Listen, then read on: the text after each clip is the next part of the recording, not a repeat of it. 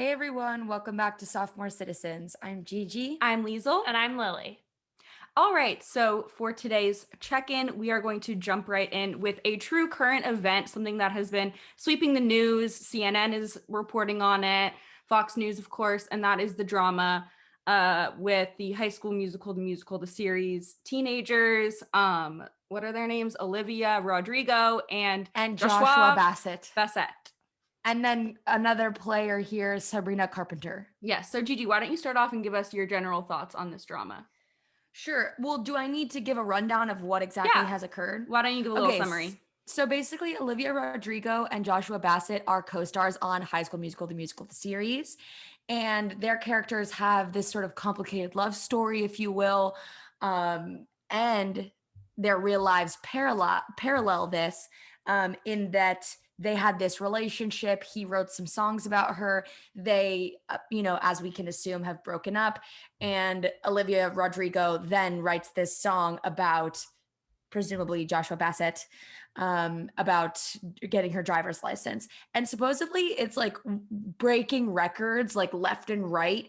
It's like supposedly it has way more streams than like Ariana Grande, Taylor Swift, like all these major artists. I heard single day stream. So it topped Ariana Grande's Thank You Next for Spotify single day streams. I also heard it's number one on Billboard right now. And also, well, basically I saw this video that was like, her song has approximately 13 million streams per day. And that like, that's unheard of. And I mean, it does, especially for like an essentially unknown artist, like that is pretty unbelievable. And I think my thought is that it's due to the children, it's due to TikTok, and it's due to like the, pop lord vibe that everyone's kind of been into. Like she clearly is drawing from Lorde inspiration, in my opinion. I also want to point out the fact that I feel like there isn't that much other music right now that's popping off. So I feel like there was a vacuum there for her to pop in with this song and for the tween girls to just like take it and run with it. Because, when you're a teen or tween girl, like at least from my experience, I loved listening to music that was like breakup music or like driving in my car past his house. Like that, I'm sorry, that's just like the most teenage girl behavior of all time, is driving by a guy's house and like just so forlorn, just wanting him. Your heart is broken. And like especially I feel like the emotional like lyrics of the song pair really well with the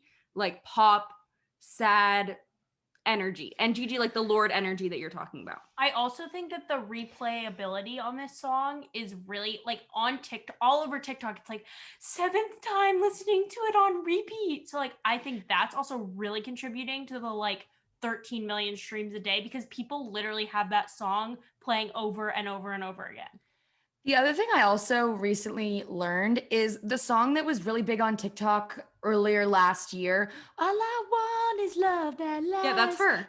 Yeah, that's her. And I didn't realize, but like this isn't even her first like big hit. Well, I saw a TikTok saying, that trend that's like, I didn't think it would happen twice, but now I have 2 nickels. Sorry, I totally botched that. Yeah, but someone was like, I had no idea that 2 years in a row in January, there would be a song by that Olivia girl trending. There would be a global pandemic with numbers rising. Like, it's literally like we're in a time loop. Like, it feels exactly the same as last year. But anyway. And so the song pretty clearly references some real life people, such as Sabrina Carpenter. So I saw on TikTok that she had originally posted a piano version of the song. And the lyric said that brunette girl. So initially it was not that blonde girl, it was that brunette girl. And then people think that she changed it to feed into the Joshua Sabrina ship. That's tea. Yeah. Which totally tracks. Yeah. I believe that 1000%. Like, especially because the timeline of the whole thing, I'm pretty sure, like, if you really check the receipts, she got her driver's license like a long ass time ago. And so that would mean that that like this song was written a long time ago, which would mean that they were involved a long time ago, which means that Sabrina Carpenter being in the mix would have had to have been like an afterthought of adding it in like as the song is being released now. And I heard that they're filming season 2 of High School Musical, the series, like now. And so people were like, she wouldn't want to like start all of this drama with her coworkers, with her cast, like in the middle of filming. Like, why would she release the song now? And so of course now Joshua has released his song Lie Lie Lie, or Lies Lies Lies. Lie, lie, lie. Lie Lie Lie. And I haven't even listened to that. Like okay, is it good? Well, Lily, did you listen to Common Sense by Joshua Bassett? No. So that was one of the songs that is supposedly potentially about Olivia Rodrigo. And it is such a mean song. He's literally saying like, common sense tells me I shouldn't like her. Common sense says like, we're not meant to be together, but common sense doesn't know her smile. Or like just stuff like that, where he's basically saying like, you know, there's all these reasons why I shouldn't like her or I'm not into her, but like I just am. Is that like in reference to the fact that she's considerably younger and that like it's common sense that like when you're an adult you're not supposed to have a crush on a child? I mean, listen, you can listen to the song and maybe there's some element of that, but it literally just sounds like he's bashing on her and then being like, but I like her. He's Joshua bashing? Yeah, exactly. Joshua Bassett. He's Joshua Bassett. That's his new name. Okay, well, look, I am going to give my stance on this drama because I have become fully enveloped in this scandal. I went from literally not even knowing the name Olivia Rodrigo to feeling like her number one fan overnight. I have started High School Musical, the series. I have one more episode. I have listened to everything. Literally, when the song dropped yesterday at 3 p.m., I watched the music video, which, by the way, the music video was so weird. And I don't understand, for anyone who's listening that's watched it, when he is out of the car and the car is moving and his whole body is like balancing. I don't understand how he did that, but okay, that's beyond the point. And I'm feeling like an Olivia Rodrigo stan, and I feel really bad for her in this situation, and I'm not feeling like I ship Sabrina Carpenter and Joshua Bassett. I don't feel bad for Olivia like at all. Like even if this song and everything about it is true, that like he broke up with her and now he's dating Sabrina Carpenter, like you're allowed to go date other people, and she got a number one hit song off of this. Like it's a similar situation to Ariana Grande. Like I don't feel bad for her that Pete Davidson like broke her heart, because she's now like the queen of pop. Yeah, but this poor girl. And also, like, every 17-year-old their heart's broken. I mean, come on. But also, you have to consider like the amount of time that has definitely passed since these, you know, wounds were created. Like, I can almost guarantee Olivia is fine and is happy to be making her millions off of this song. Yeah, and also, like, I'm such a Sabrina Carpenter stan.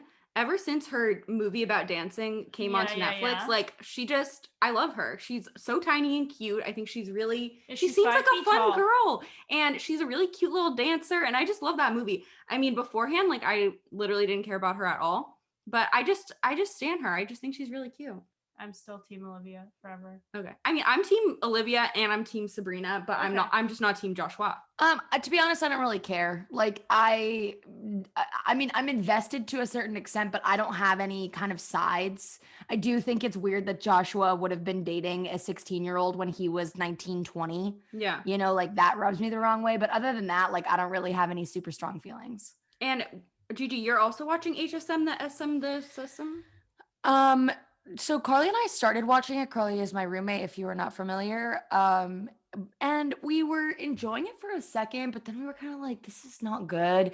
And I was also kind of noting that, like, you know, the fact that in all of the first High School Musical movie, we did not get a kiss from Troy and Gabriella. And within the first 3 minutes of HSM, TSTM, or whatever it is, within the first few minutes, Joshua Bassett is on Olivia Rodrigo's bed and they kiss. Like, are you kidding? And so I was like, you know, trying to identify who exactly their audience is. And Carly had observed that she believes it is meant for like the pre-teens and the in-betweeners, which to me totally makes sense. Yeah, I always thought it was for the in-betweeners. But that's also why I probably don't think I'll be watching it. Lily, would you recommend it or no? It's absolutely terrible, but like I'm so glad to be watching. Okay. No, I would not recommend, but I'm really happy that I am watching. And if this drama is in fact a publicity stunt, which I'm beginning to think more and more that it is, this is genius because it fully got me to watch the show, and they are doing something right for sure. Yeah, like I feel like that show 1000% owes its life to TikTok. Like, because the only reason that I had ever heard of it was because of that original Olivia song that blew up on TikTok. And now I'm hearing about it again only because of Olivia's TikTok song. So it's definitely interesting, but I don't think I'll be watching. But let's move on to our main topic for today. So that is going to be all about fashion, style, clothing, etc. And we will be starting off with my topic, which is going to be all about predicted 2021 fashion trends. Obviously trying to predict fashion trends is a tricky business, especially because thinking about the entire year we have ahead, it's pretty difficult to figure out what will be on trend and what won't. But do you girls have any initial thoughts or ideas of things that you think will be trendy this year? Well, okay, I don't necessarily have anything off the top of my head that I think will be trendy, but I just have some general thoughts on this topic that I'd like to share. I would say that this is the first year where I feel like I'm seeing everywhere people trying to predict 2021 trends. Like I'm seeing it all over YouTube, all over TikTok, and I feel like usually the content that I see is like, "Oh, here are the trends right now." You know what I'm saying? Like in previous years, I have not seen this amount of content about trying to predict the trends for the entire year. And I feel like part of that comes from, again, TikTok, because there is way more of like hive mind about trends via TikTok. And I know that obviously like trends have always existed and that we have always just kind of like followed what's out there and what's hot at the moment. But I feel like we have this new capacity to really hive mind the trends and do these predictions and all this stuff. Yeah. I feel like trend predicting is a business that I'm definitely not in. Like I don't even know where I would start with that because that just feels so tricky. So what I would predict, I don't know. I have nothing immediately in mind. I've also seen some of this 2021 trend prediction content. So I feel like my brainstorming capabilities would be clouded by what I've already heard about. I guess the only thing I could say is like it would be motivated by quarantine and like maybe like a draw to like comfort and like more casual, but that's about all I can conclude. That's an interesting idea, because in one of the trend videos that I was watching, they were kind of predicting the opposite, and they were saying that after the Spanish flu in the 1900s was the Roaring 20s. So like people after this like big illness was sweeping the world, then they moved into the complete opposite of like partying and fun and glitter and sequins and like extravagance. And so they were kind of saying like, I think a similar thing is going to happen with 2021, especially like depending on how quickly, the tides turn. But I do think that there will be a big rush towards going out and like, hitting the town and like dressing in an extravagant, fun way again. And I do think that the pendulum has been swinging way more towards the casual side, not even just with the pandemic, but even before that. Mm-hmm. I think that fashion has been getting very, very, very casual. But I think that like it's almost time for the pendulum to swing back and things to be a little bit more extravagant. And I also, obviously brown has been a big color recently, and supposedly brown usually comes into fashion during times of economic recession or during times of like, strife in the nation, which obviously this is that. And so it is just interesting that that maps on so clearly because brown is such a huge color right now. And like brown, I can't remember the last time brown was like something people were excited about.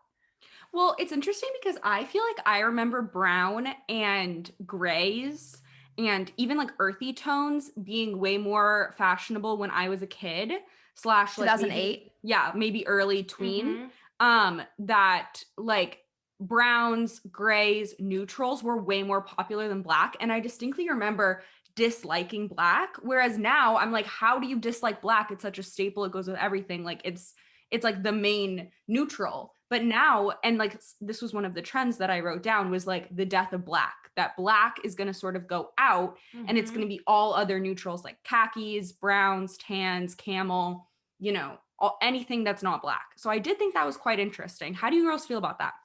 I do think it's interesting because I feel like khakis, browns, whatever, like that kind of stuff has been, making its way into the mainstream. And especially with like, I feel like it's very Kim Kardashian to be in like browns and has been for a couple of years. So, like, that's sort of been a thing already. But the idea of black going out or like black not being cool or black not flying, I that sounds so weird. I also have no memory. Like Liesel, I know exactly what you're talking about around, when we were kids, gray, brown, earthy tones, whatever were cool, but I don't remember ever having a dislike for black specifically. So I am curious to see if that does happen because I feel like that I've never experienced that. Yeah. My initial thought my initial feeling is fear because I think I'm very dependent on black. So that would really push me to new fashion limits. I also like don't think that, I mean, there's a wide range of brown tones, but like I wouldn't think that that is my most complementary color right off the bat. So that makes me a little bit nervous. Obviously, I need to stay in trend because duh, but that doesn't feel like it speaks to my fashion at the current moment. But I definitely could see that. And Gigi, I think it's so interesting the point you brought up about like recessions and like how that correlates to color and all of that. So this is definitely something I'm interested in learning more about, but I'm kind of uncomfortable with because that feels outside of my comfort zone in the fashion realm. Yeah. I also am like, I'm towing the line because like I do really love black and I don't want black to completely go away, and I don't think it completely will. And I think that that's something that like is important for us to point out throughout this whole discussion about trends is like, honestly, fuck the trends at the end of the day. Like wear what you want to wear what you feel comfortable in and confident in, and like trends come and die so quickly. So like if you're just chasing the trends, like you're never going to really win. And also I feel like there's a sort of like superiority that comes with people who do trends before they become trends, which is like, to be honest, like okay, cool, like you figured out a trend before it was like super popular, but I just feel like it's so like it can lean on being a little bit elitist to be like braggy about like hopping on a trend before everyone else is wearing it. You know what I mean? I agree. So we're trying to stay away from that, but I think it's also fun to try to figure out like what trends are going to be. So I kind of sat down and tried to think of some trends that I think would be coming in, and then I wanted to see like if I would be accurate at all. The first trend, I mean, obviously I feel like these trends are kind of coming from 2020 and like coming into 2021, but I definitely think colorful knitwear will continue to be very popular, like bright green, pink, red, blue, like cardigans, sweaters, patterns, stuff like that. I feel like we've been seeing that a lot and I really like it and I hope it continues. And I think it will because it's a good like winter into spring sort of transition moment. Yeah, I think Taylor Swift's song Cardigan is really going to push the world to continue loving their cardigans. Yeah, I mean, I agree with what you said, Liesel, that like we can kind of anticipate what we're seeing now or what we were seeing towards the end of 2020 to continue a little bit into this year. But I feel like because trends are on this cycle of spring, summer, fall, winter, we will probably be phasing that out. Or like it'll have its run, but I don't think it's going to be like a 2021 trend necessarily. You know what I'm saying? Yeah. The other trend that I wrote down, which is pretty obvious, I think that Y2K fashion is back in general. Like anything that's 2000s vibes, people are really into right now. But I think it's interesting because I think that when you talk about fashion on like a cyclical level, right? That like things come and go in these, circular sort of patterns, but they never come back in quite the same way that they were before. You know what I mean? So like take bell bottoms. They were popular in the 70s, like huge flares and whatever. And then I feel like that sort of trend came back in the early 2000s, but they were low rise, right? So they were like these low rise, wide leg pants were really popular. And now, obviously, like loose pants, which is another trend, are coming back again, and flares and anything that's like a loose pant, like skinny jeans, are like sort of dying right now. But I'm I think, really sorry. I just wanted to add about skinny jeans. I don't even, in my opinion, skinny jeans aren't dying. Like skinny jeans are are dead. dead. And like, I'm not excited for skinny jeans to come back ever. And like, I know they will. And I know that when the time comes, I'm gonna be like, all right, fuck, like I gotta get my skinny jeans. But like, I literally can't imagine being excited to put skinny jeans on again. Yeah. Okay, look, here's how I feel about skinny jeans. As the shortest member of this trio, like flare or like wide leg pants are very difficult for my short legs to rock. Like they just make me look smaller. And I love that style, especially on other people. Like I can respect it. I think it's so flattering and like it is something I try very hard to rock but really struggle with. So I'm honestly excited for when skinny jeans come back because I do think that is a trend that works on my short legs. Okay, I have two things to say. First thing, you have those Wild Fox sweatpants that Yes. are flare at the bottom that look great on you. So if you could find a jean or like tailor, different kind of fabric version of that, that Yes. silhouette looks great on you. Thank you. And I think that for short people, and even for me, when you wear flared or like loose leg pants, it's always good for them to be long, and then it makes your legs look even longer. So I feel like with skinny jeans, like you want them to end like at your ankle, but with flare pants, like you want them to go like almost down to completely the floor, and it just makes your legs look longer. Well, I feel like, and especially for you, Lily, what I could see is if you had like a wide leg or a straight leg that does kind of similarly hit at the ankle, then you're not like drowning in them. You know what I mean? Like, I feel like maybe part of your issue with having shorter legs is that jeans aren't usually made to fit your shorter legs. And so then they wind up being so long that you're kind of swimming in the jeans. Yes. And I feel like if you had like, I don't want to go as far as to say culotte, but like, that kind of wide leg that then hits at your ankle, I feel like that wouldn't totally mess you up. Yeah, there's a way to do it. And like Liesel said, my Wild Fox pants, like I'm definitely trying to stay on trend, but I will just say like short girl appreciation for like all my other short girls out there. Like it is difficult. So when skinny jeans come back, like I'm here for it. I'm ready. And the last trend that I kind of had come up with was that like 60s and 70s would be really coming back. I think like the mod sort of vibe is gonna definitely come back. And that's something that like we've seen before and it's come and gone. And I think just like retro styles are kind of always like coming in and out and in and out. And I feel like for a while, there's been a little bit of 80s inspiration. And I think that now, like 2021, we're gonna go back 60s more, maybe some 70s inspo. Which I find that bizarre. Like I remember learning about how stuff comes back into fashion and thinking that it would follow a much clearer path of like, okay, the 60s will come back in the 80s. And I'm just saying generally, like I'm not saying this is actually true, but I'm just saying the 60s would come back in the 80s, the 70s would come back in the 90s, the 80s would come back in the 2000s, the 90s would come back in the 10s, the 2000s would come back in the 2020s. You know what I mean? Like, and I understand that's not how it works, and that's not how it has worked, but that's kind of where my mind went when I was first kind of learning about this. And even 80s kind of mapped onto it because it felt like we were doing kind of a 70s thing, and then it felt like we were transitioning into 80s. But I agree with what you're saying, Liesel, that like they're just kind of always present and we're always like pulling from the past, and it does not necessarily follow any kind of clear thing. I do feel like hair wise, people are really doing 70s, 80s. People are going super feathered, like mullet, whatever kind of Farrah Fawcett ass hair. Totally. Okay, and so now I have a bunch of trends that I have gotten from a couple different sources. I do want to give credit where credit is due, that I watched Allegra Shaw on YouTube, this girl named Lainey Ozark on YouTube, and this really long video by the Modern Girls, Gurlz. And I also got, I read an article from Harper's Bazaar just to kind of get a little bit more of a mainstream take, and I watched some TikToks. So these are all from various sources that predicted these as 2021 trends. Okay, so the first one is chunky boots.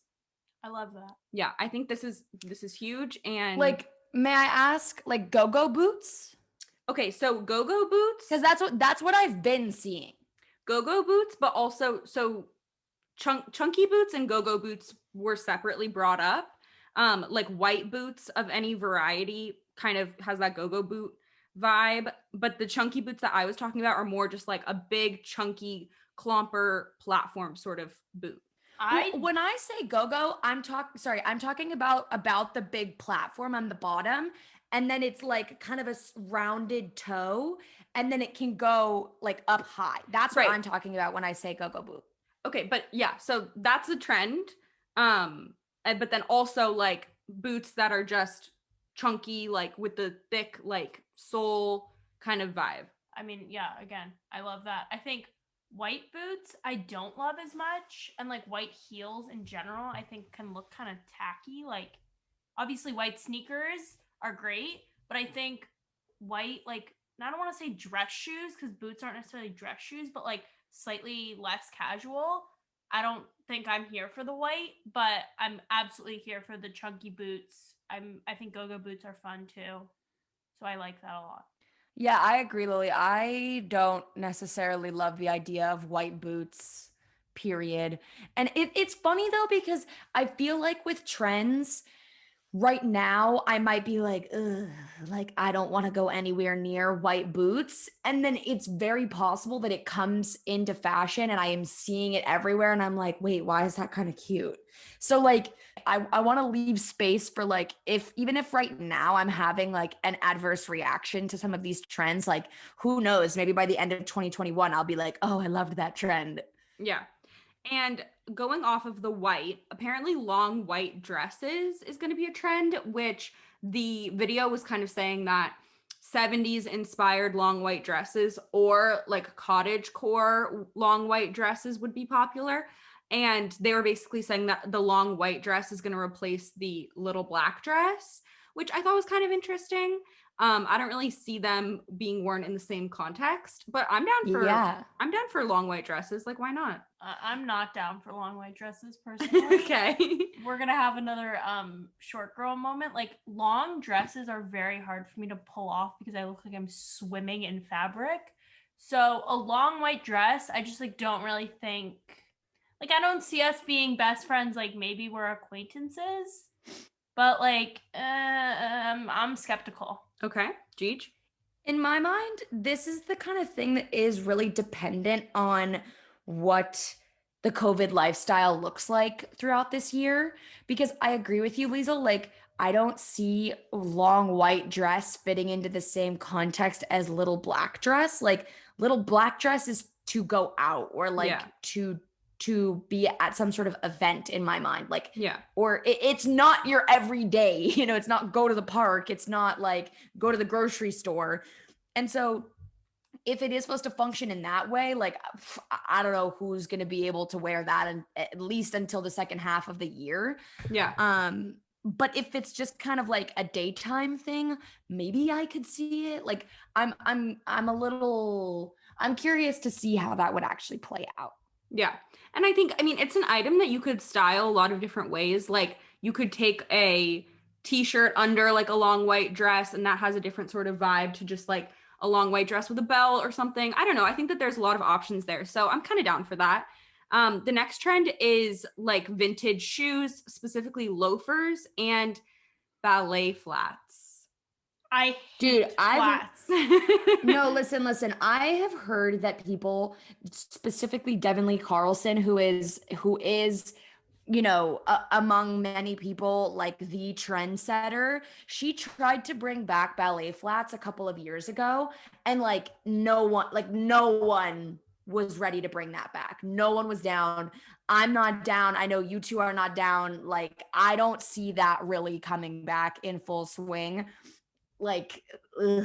But vintage shoes, loafers, that I could see. And- Ballet flats, I'm not convinced. Ew. Okay, so the only place that I have like a little bit of an open mind with the ballet flats is if they're not the early 2000s like shape ballet flats where like even your little like toe crack could be showing. Like I'm thinking ballet flats that are like a little bit like longer in that area. I don't know if I'm explaining this very well, but almost more like a loafer ballet flat hybrid, and some that have like a little Mary Jane strap that was actually kind of more what the ballet flats looked like in the 60s. So I could see a world where a shoe that is considered like a ballet flat does come back, but it's not the ballet flat that we've known. It's like a different variation. Yeah, and that I can understand. Yeah. But I just thought that was such a funny one. This is another funny one that I feel like does make me cringe a little, and I'm a little nervous, is Peter Pan collars coming back. Oh, that's an interesting one. Mm-hmm. Does that mean like big frilly? It can Or, like, mean what does that big, mean? frilly, or just the Peter Pan collar is just like a little collar. That's just you know, yeah, that's what That's already, the thing is, that's already been back. Like, people have been doing that with like the kind of tennis outfit trend. Like, I've already been seeing a lot of that on TikTok and Pinterest and everywhere. Like, I've been seeing it's the tennis outfit, and it's also like the private school girl outfit of like putting your crew neck over your little skirt and have your collar out. I've been seeing that. yeah, that Like, is true. That no, that is true. But I think that this is more of like an attached collar to like a dress or to like a shirt, not necessarily like a Right. layering collar. That's why I was asking about the frilly, because that's Yeah, kind the of where I'm frilly seeing also. that's where I'm seeing the like, and I'm also seeing the big white frilly in like the 70s. You know what I mean? Like, Yeah, that exactly. that all aligns, whereas just the other like little collar to me doesn't necessarily fit in that category. Yeah. But I don't know. I'm intrigued to see how this plays out. Yeah, I need to see that because what I'm imagining, it's hard for me to I feel like I need to see it in practice before I can decide how I feel about it. Totally. Okay, next up is statement jewelry, more chunky, colorful, and even childlike jewelry. So I think Okay, this is interesting because obviously I feel like dainty, like barely there jewelry has been like it for a while now. You know, after the choker craze of 2015, 2016, I feel like ever since then it's been the daintier the better, you know? Yes.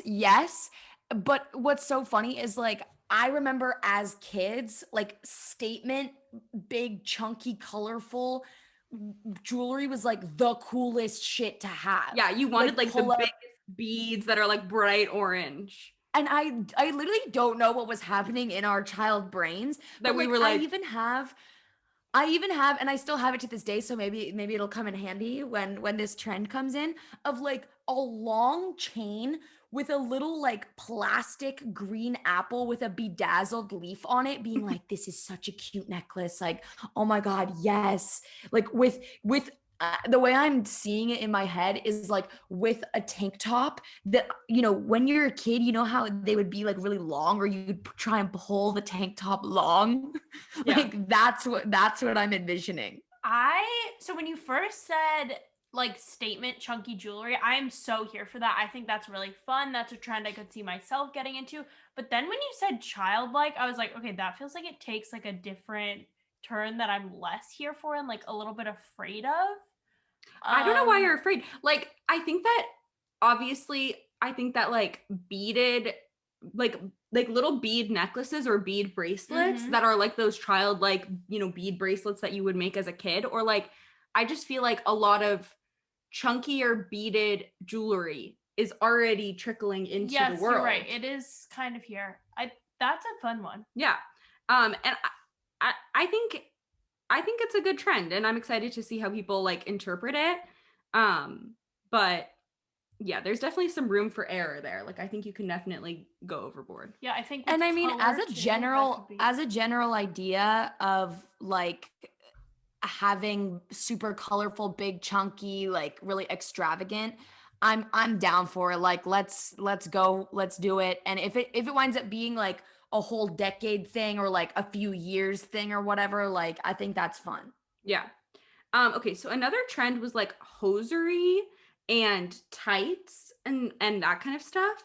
Like fishnet tights that have like a pattern on them, funky stuff like that, which I think is interesting because obviously Y2K, like the fashion moment was like to put on your mini skirt and then put leggings under it, which personally I always hated.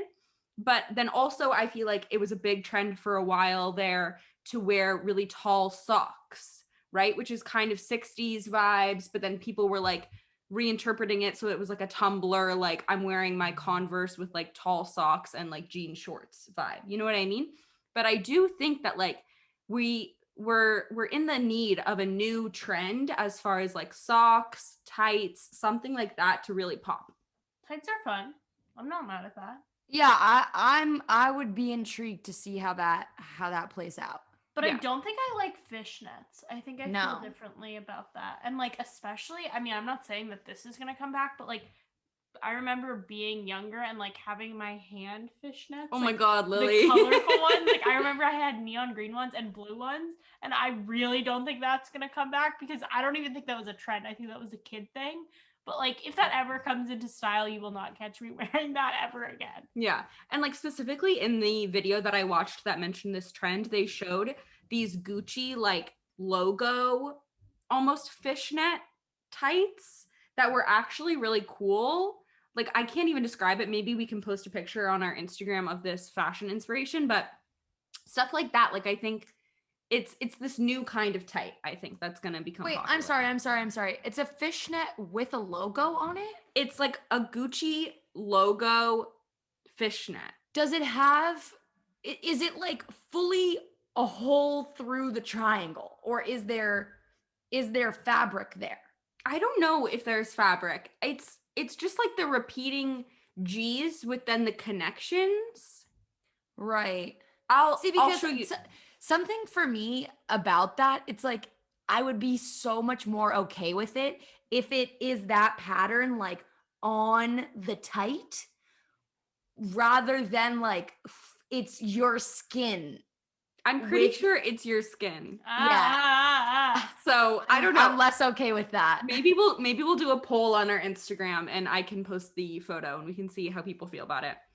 Okay, next up is halters, which I think is a fun trend. I think that's I'm so here for that. Yeah, that's something kind of fun and different. I've been loving halters for quite some time now, not to be like, oh, I've been on that trend. It's just something that I like and I know is flattering for me and I feel comfortable in. So it's just something I've been rocking for a minute. So I'm ready for that. Yeah. Okay, next up, fringe. No, I don't like that on myself. Like a jacket with fringe. Jacket with fringe, dress with fringe, bag with fringe. No. Yeah, I don't really love that. And the other thing about that for me is like that's so trendy. Like I don't really ever see myself wanting to wear fringe outside of that trend if it were to be trending. I know. And like the sample image that they used was Sloane from Ferris Bueller's Day Off in her white fringe jacket, which like I love that. I love that look. Like I do really like that and there is something cool there. But as far as any other applications of fringe, I have yet to see it really pop off for me. I don't know why it feels tacky to me. No, it feels tacky. And the other thing is like, you know, I think Liesel, you've brought up a number of times how like trends come back, but they are almost always tweaked or reinterpreted slightly. and that's what makes them fun and that's what keeps them fresh. I feel like fringe almost always still feels like you're trying to be 70s 80s, and like Yeah. that doesn't sit well with me. Like I want it to be a cool fresh trend, not like, oh, I'm literally trying to look like I'm out of the 80s. Like that's what feels kind of tacky about it to me. Yeah, totally. Okay, next up is large sunglasses, which I think like, everyone went crazy for the little sunglasses, and I think now we're just slowly but surely working our way out of that. I think like medium sunglasses, slightly bigger sunglasses, and unfortunately like the 60s, 70s sunglasses are round, which I don't really love. Personally, I'm really excited for big sunglasses to come back, because whether it's like, the 2000s type of glasses or it's 60s 70s, like, I mean, I enjoyed the small glasses thing that we've been doing, but first of all, they're not that practical. Like they don't really block out the sun, and second of all, like they've just had their time. Like I'm ready for the big sunglasses. Yeah. Okay, next up is head scarves. So, like that, old woman in an old timey movie, like in the convertible with her like head scarf Right, I know on and her exactly what you're talking about. sunglasses. I'm See, not this gonna is lie, I love that. I think Oh, that's wow, so really? fun. I would Okay. absolutely love to partake in that. And it feels kind of okay. It's like I feel like hair ribbons and like tying things in your hair is sort of on trend right now. And even I was talking to my grandma the other night and I was like, Mimi, I want like, do you have an old scarf, like exactly like what you're saying in the movies, that I could use to like tie in my hair? Like I want more of that. Or even like I feel like I saw more like bandana hair trends recently. So that feels like a natural progression. And I really, really like that one. I'm excited about that. So personally, like I do think it's cute, and like I think it looks really cute, like from the actual 60s. And when I see other people do it, I am like, okay, yeah, that's cute. But that is another one where I'm a little bit like, we're like just kind of ripping from the 60s, and it feels a little weird. Like, I wish that I could explain it better, but I'm just like, when we're ripping from decades of the past, it can feel again like playing dress up or like tacky in some ways. Yeah.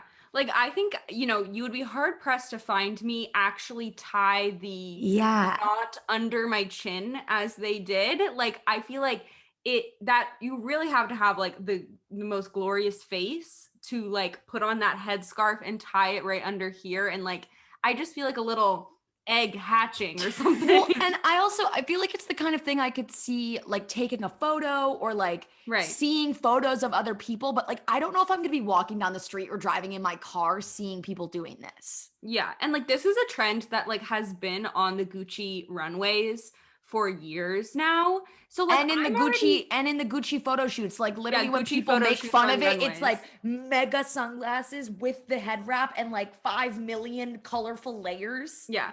But at the same time, I do kind of like the idea of like walking around and seeing someone like rocking that. Like I do think that's kind of fun. And Lily, I agree with you. Like any hair accessory that exists, like I'm all for. I love ribbons, bows, scarves, bandanas, like any of that stuff. Clips, I'm into all of that.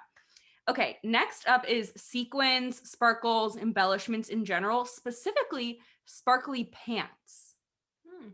Like these colorful, maybe flared, sparkly pants are going to be a big thing.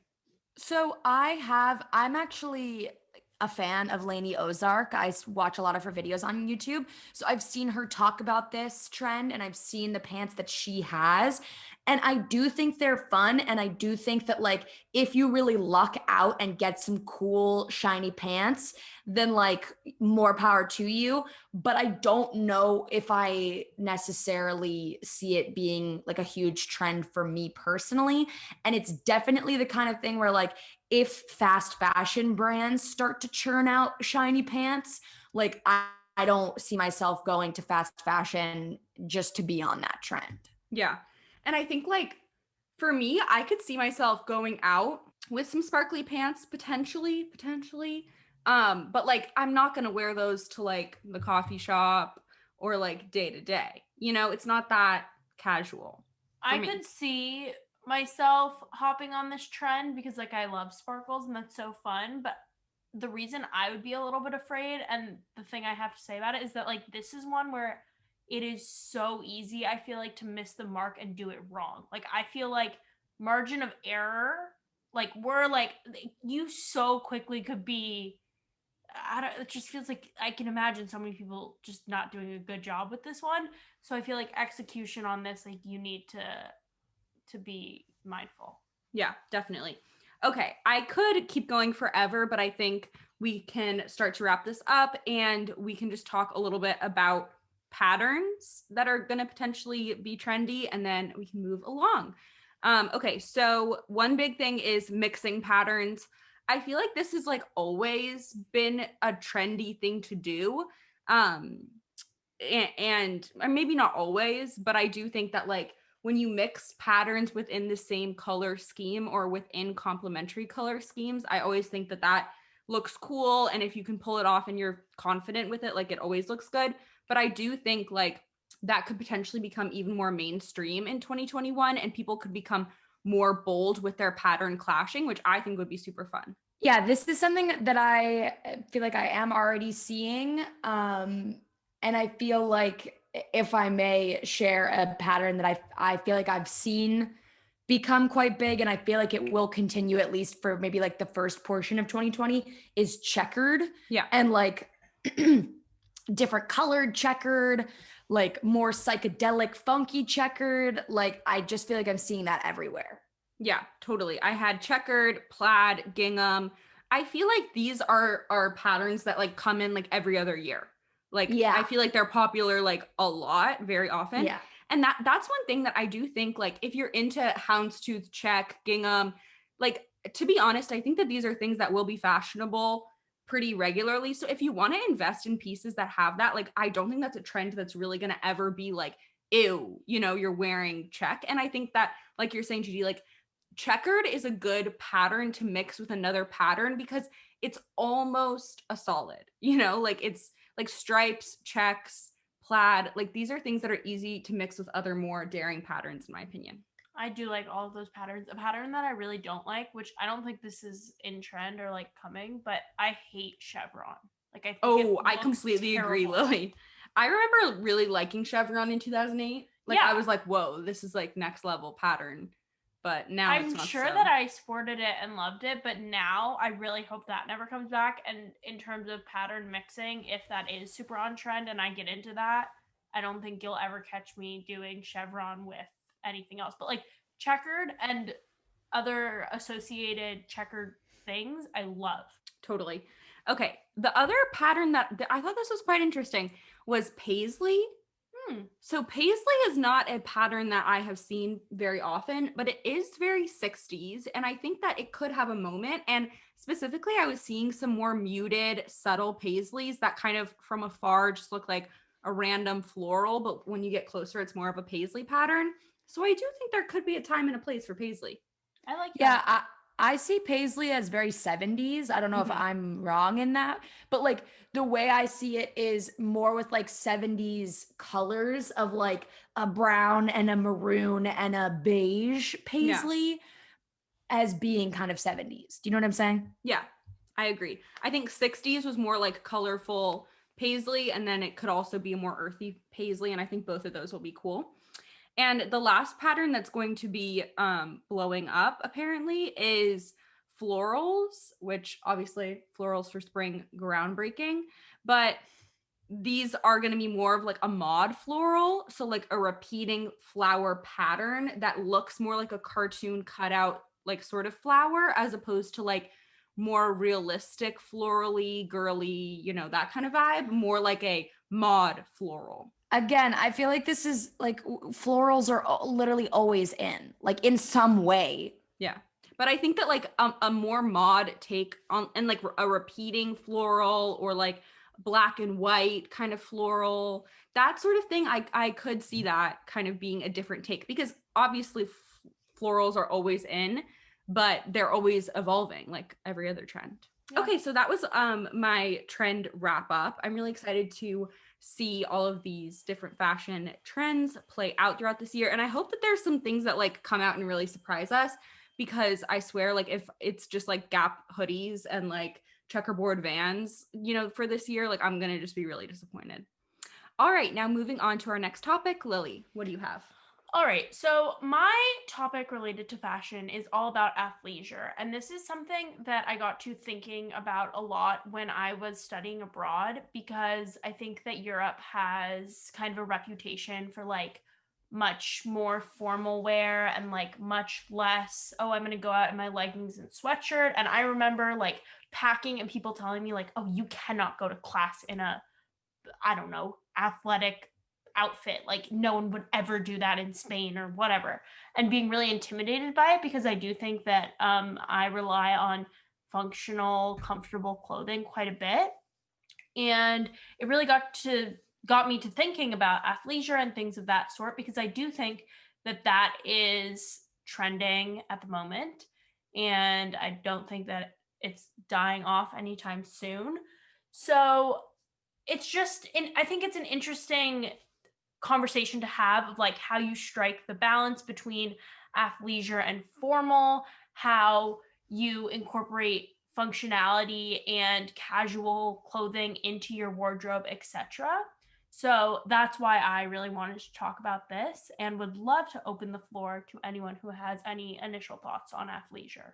Yeah. I mean, I think that I already kind of shared a little bit about how I feel like athleisure, at least in the way that it is so prevalent right now, I'm kind of ready for it to wane a little bit and people to dress up a little bit more in general. Like, I do feel like, especially in LA, athleisure, very casual wear is extremely, extremely common. But I do think like it is fun to go to the other side of that and like put effort in. And as I've mentioned, also one of my New Year's resolutions is to put more effort into my clothing, feel more like I'm trying to like, be fashionable. And I do think that there's more fashionable ways to do athleisure and less fashionable ways. But I think that like when we prioritize like comfort and function over everything else, I just think it gets boring after a certain amount of time. Um, so I'm hoping that like the world and myself can strike a better balance of athleisure versus like fun wear, because like usually like let's say you're in college and the year is not 2020, like it's a normal year. Like sure, you probably wear sweatpants and like a hoodie to class, but then you're going out that night and you could wear something fancy and fun and like dress up and have a good time. Right now it's like we just wear sweatpants all the time and we don't go anywhere or do anything. So it just loses its fun. Yeah, I also feel like as much as we have athleisure where it is trying to be like cute and trendy to a certain extent, like that is not the epitome of being cute and trendy. Like that's just people's way of like working around trying to be comfortable and functional, because obviously everyone wants to be comfortable and functional, but like still wants to incorporate some element of like feeling cute and feeling like, oh, I've put on an outfit. um but I can agree, Liesel, that like I am kind of ready for people to get a little more excited and experimental about what they want to wear outside of athleisure. And like I would almost go as far as to say in California slash LA, like the default is like athleisure.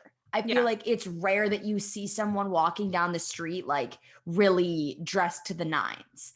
And I mean, like, I love that. I'm definitely a California girl at heart. But I can agree with what you're saying, Liesel, that like with this situation that we're in, where we are literally wearing comfortable clothing 24/7, it's kind of like I'm ready to move on. Yeah.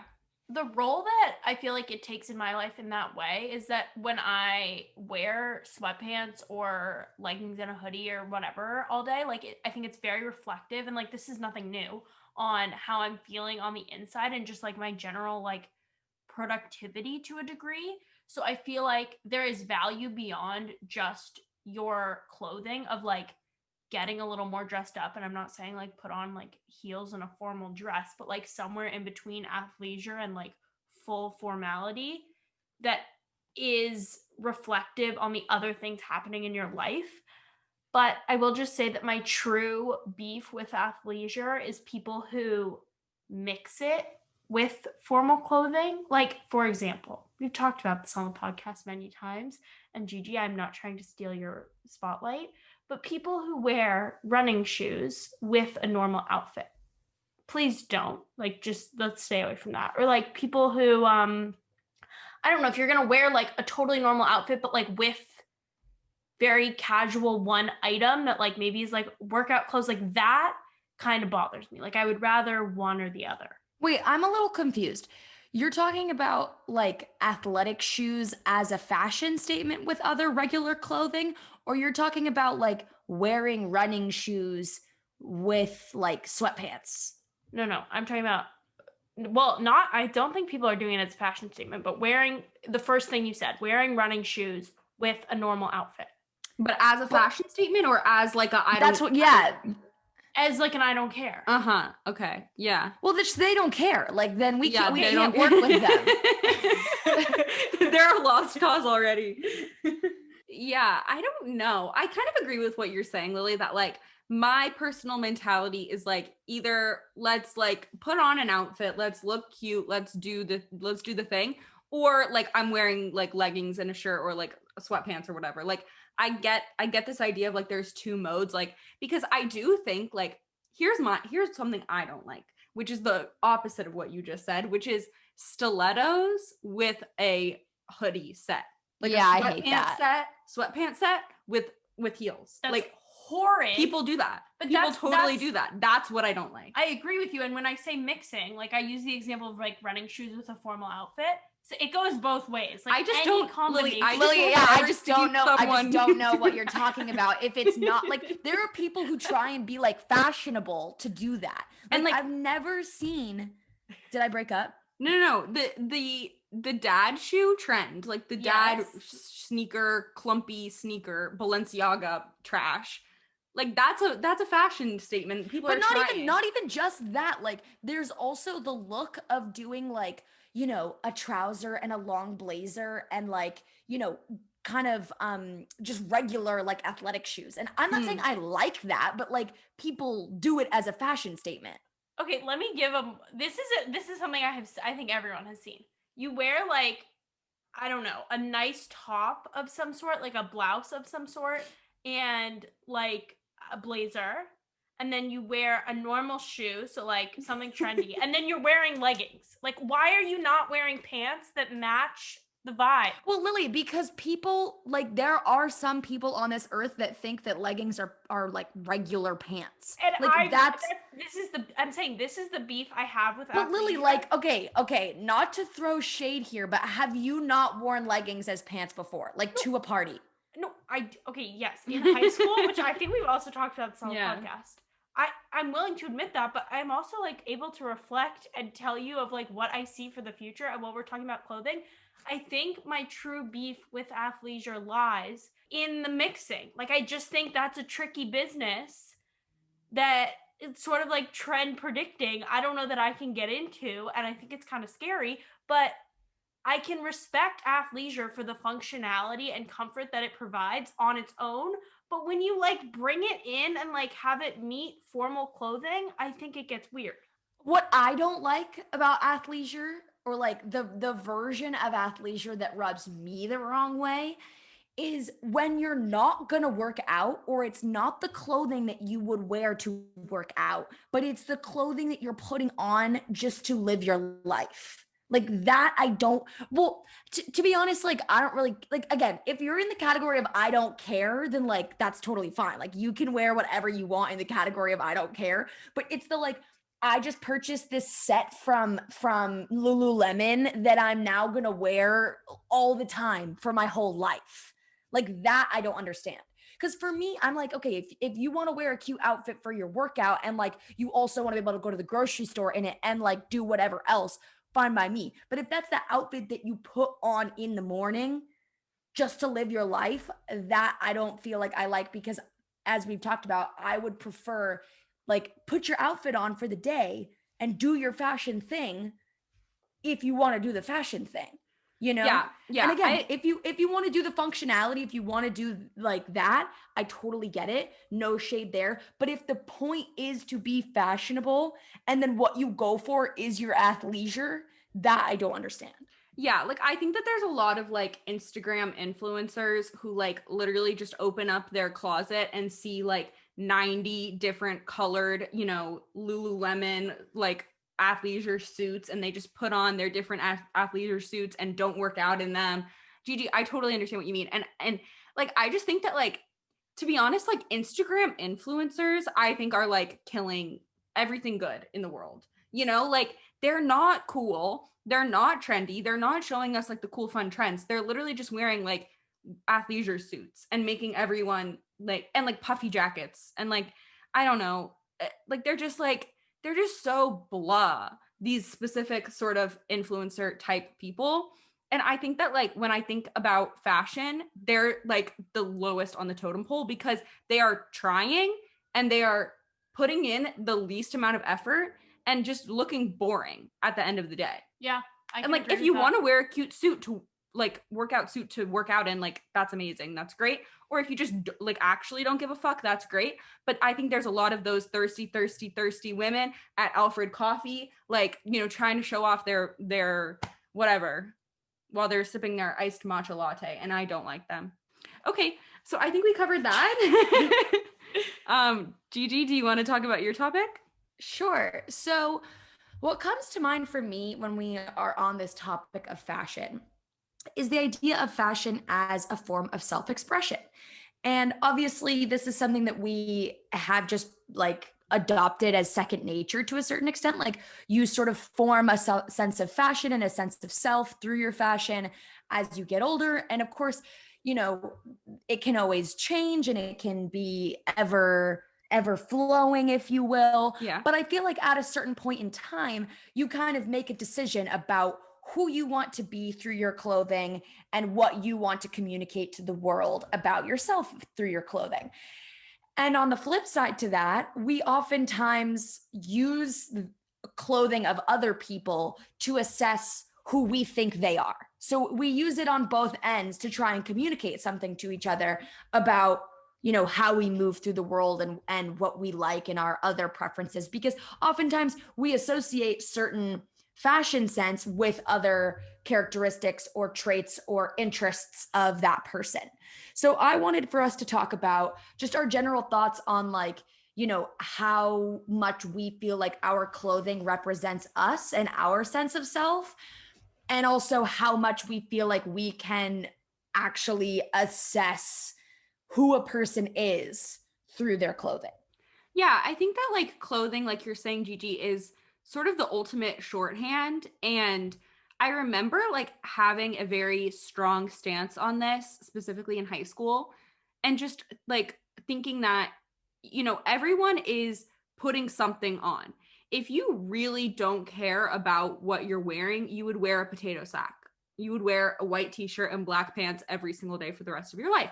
And those people do exist, but like pretty much everyone else is saying something about something with what they're, you know, wearing. What? But also, like, even if you put a sack on, or even if you wear a white shirt and jeans every single day, that's still communicating something.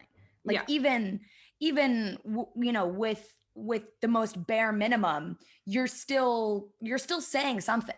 Yeah, totally. So I think that it's definitely it can be a very strong shorthand for who someone is. Something else I would like to add, just thinking again about athleisure, like I don't feel the most myself when I'm wearing athletic clothes. Yeah. And that's not to say that I can't feel cute in my athletic clothes. So I feel like I don't necessarily feel 100% myself in athletic clothing. That's not to say that I don't feel comfortable or like myself when I'm wearing athletic clothing to work out, but it's more so just that like if someone were to meet me for the first time and they happen to see me in athletic clothes, I feel like they would get a different perception of who I am as a person, or at least I would like to think that if they met me wearing what I think of as my clothes, they would have a different idea of who I am. Yeah, definitely. So yeah, that's the thing. It's like, obviously you can't judge someone based on what they're wearing. Like that would be, very unfair. But at the same time, it's like we can't like walk around with our eyes closed, So and I think I've always taken the stance that like judgment, and perception is a natural phenomenon. Like it's hard to stop yourself from having a judgment when you see something, but it's what you do after that, and how you act and respond after that. And I know that like even I think some of my friends who I've had throughout my life, like their sense of style didn't necessarily align with mine, or I wasn't like, oh, that person dresses like exactly how I like and I like their style. Like I've had so many friends who I can think of who I'm like, their style was like not my vibe. But it doesn't necessarily have to be like a reflection of their personality. So I think that like on the judging others or like perceiving others end of the spectrum, like you just have to take everything with a grain of salt, and understand that like obviously everyone is kind of judging everyone and looking at everyone. And so from my perspective, like I do really like to try my best to convey something about myself with the clothing that I choose to wear and purchase. And like I think that like for me, fashion is a huge part of like self-expression and just identity, and it's like the best way to immediately portray that to someone. So But I feel like, and I appreciate all that you've shared, Liesel, and I feel like when I ask this question, when I talk about assessing who we think they are, I don't mean to say like we put a value judgment on people of like, oh, I like them or I don't like them, or they're cool or they're not, but more so like if I see someone wearing all black and black eyeliner and have their hair in swoopy, it's kind of like, okay, I can assess that you probably have emo tendencies. Like you probably like emo music, you probably feel emo, you probably have your emo friends, like that's what I mean when I'm talking about assess, yeah. but like that of course doesn't necessarily translate into like who they are as a person, like how nice of a person you are or how funny you are. It, no matter what you're wearing, can't really come through.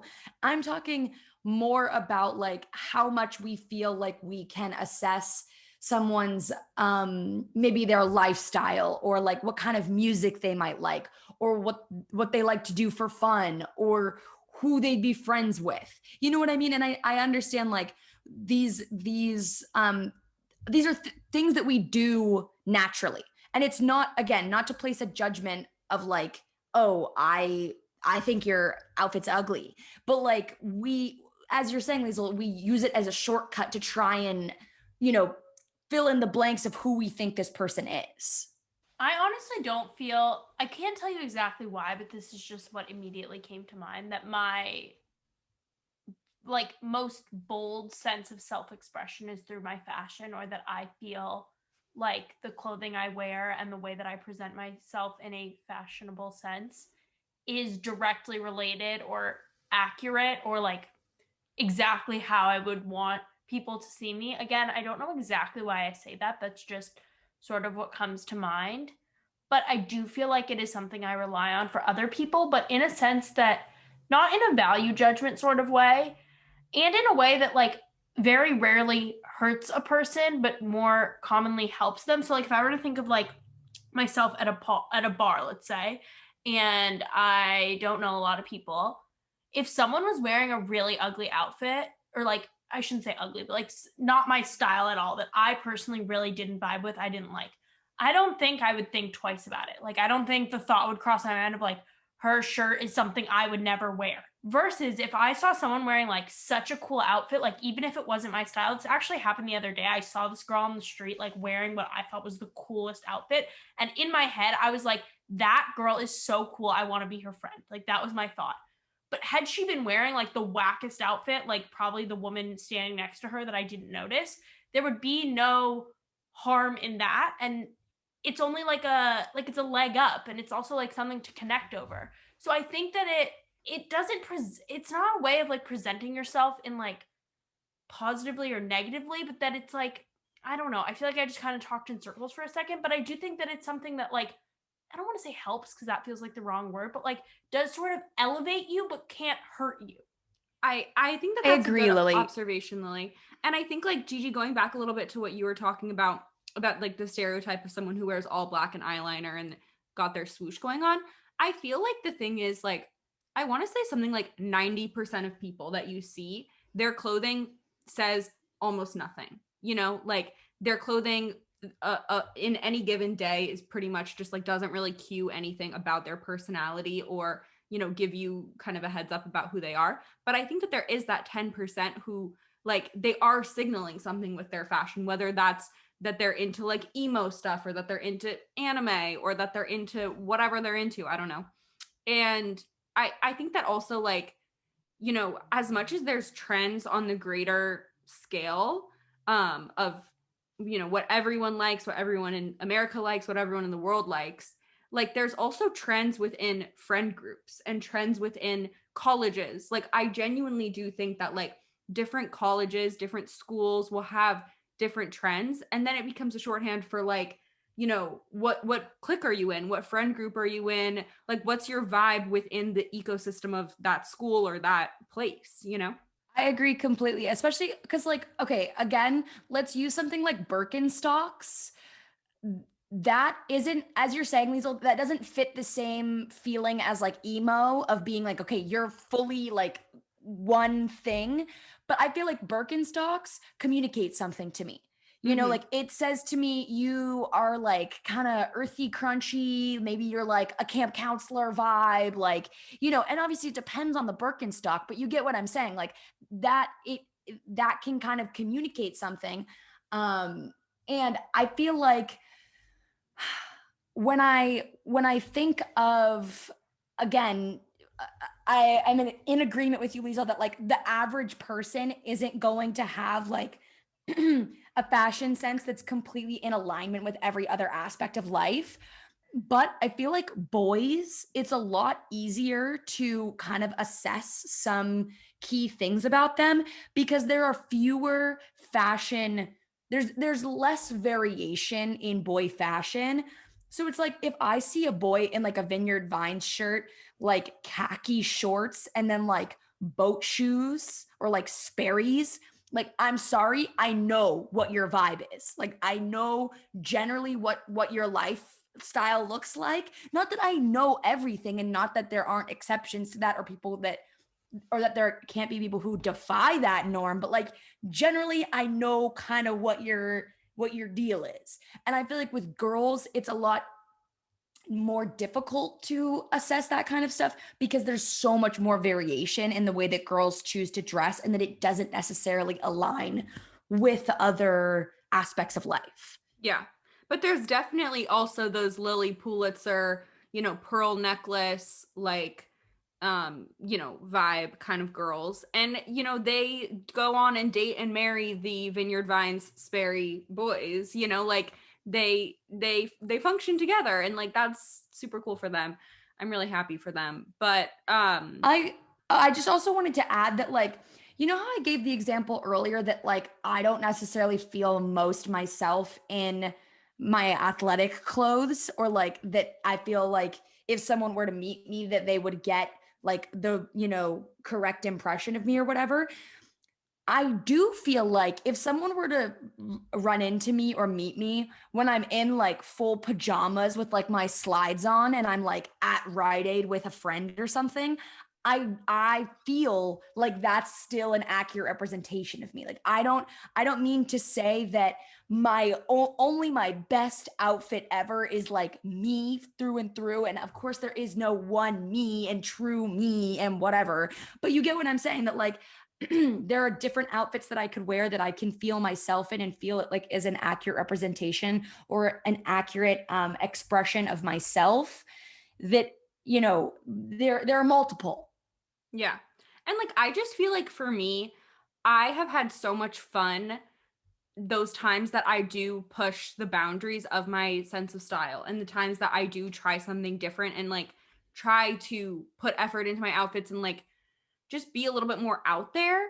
And I think like I want to see more people try to like be a little bit more out there every once in a while. You know, like as I said, like with the 90% of people who are dressed in just normal clothes and it doesn't really say anything about them, like I just wish that I could like give people the gift of like a little bravery and boldness to just try something fun, because 9 times out of 10 like people will react to it positively and be like, you look really cool, or I like your outfit, or like, where's that from? Like when you put in just that little bit of extra, like, I'm going to try something different today, like you'll usually like feel so much more confident and free and just have fun with it.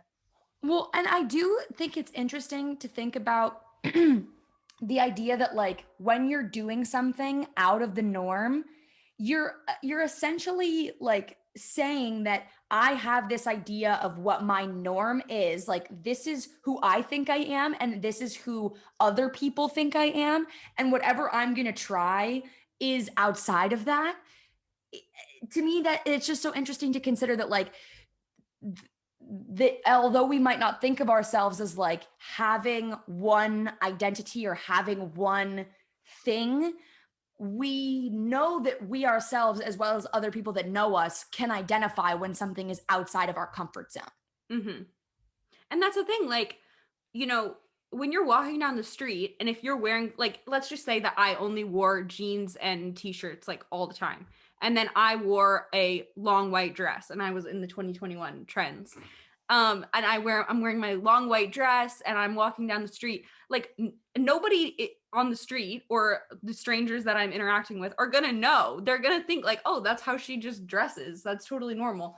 But I do think like for a lot of people, they get stuck in certain patterns with fashion. And I know that I've gotten into this too.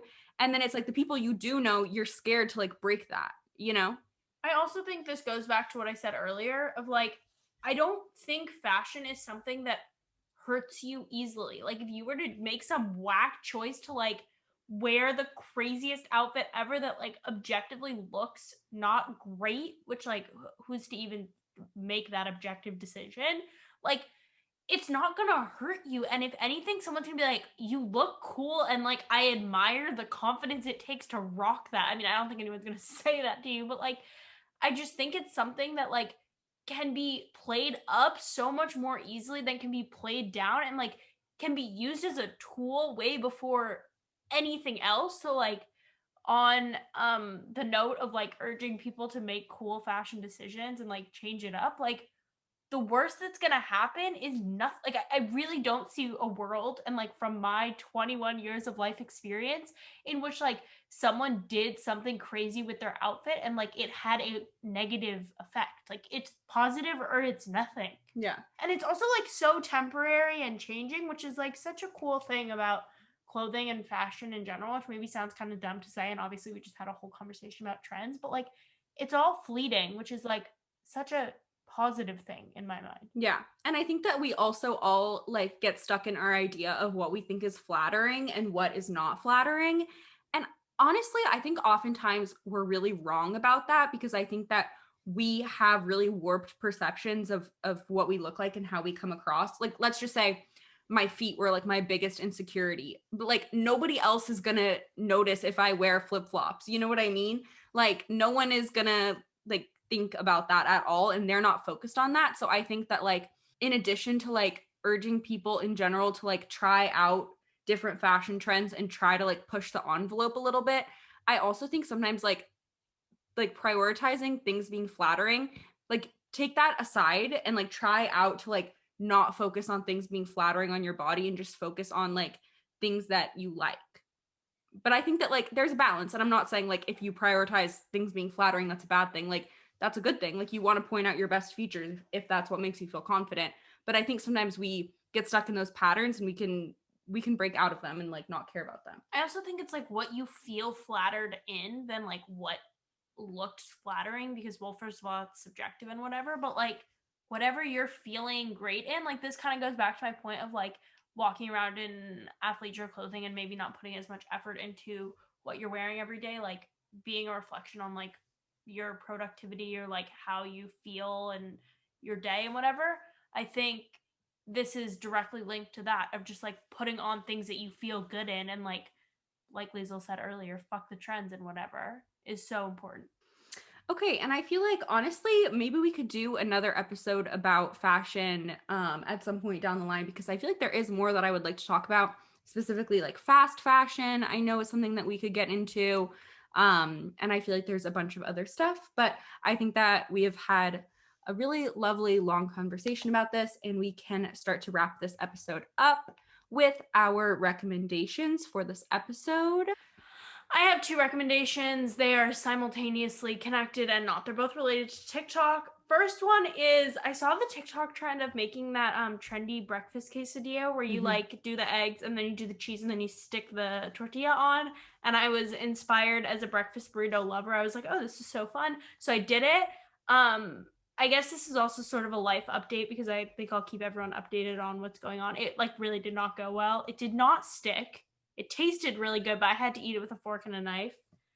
But so point is to say I'm going to be working on my breakfast quesadilla skills, and I'll keep everyone updated on how my journey's going. Okay. Did you like cook it after you assembled it? Yeah, for a while, and it just did not. Do you have a panini press? Yeah, I do. Did you use it? No. I feel like you should use it. Okay. I'll tell everyone, but it tasted really, really good. I mean, it didn't look. What very did you good. put? I put eggs, cheese, a tortilla, avocado, salsa, spinach. Okay, I feel like you're supposed to do 4 ingredients. Oh, I didn't do not. That's not what you did? No, I could tell, Liesel, that's what I thought she was talking about at first. And then you started saying something about sticking, and I was like, we are not, I knew we were not on the same page. What are you talking about? Okay, so you you're talking about the eggs. Oh. You put them in the pan. Then you put the cheese on top of the eggs, and then you put the tortilla, so then the cheese like glues the tortilla to the eggs, and then you flip it and you put all your ingredients and then you fold. Okay, yeah, we're on completely different pages. But I want to try that other one too. So point is, my recommendation to people is to make a breakfast quesadilla because it's so good and there's lots of recipes on TikTok. Then my other recommendation is Hannah Jara on TikTok. She's like really quirky and fun. And personally, I really like her vibe and think she has some really great recipes and like funny videos. And she's certainly an acquired taste. Like I could see someone really not liking her like kind of funny out there personality, but I think she's really fun. And I made her peanut butter apple dip recipe the other day and it was really good. So if you're looking for someone new to follow on TikTok, I think you should. I think her TikTok it's Hannjar, HANNJARR, but her name is Hannah Jara. Okay, beautiful. Thank you for listening to Sophomore Citizens, the podcast by young people for young people, with new episodes every Monday. So we will see you wise babies then. Be sure to follow us on Instagram, TikTok, YouTube, etc., all at Sophomore Citizens. And please be sure to leave a 5-star review.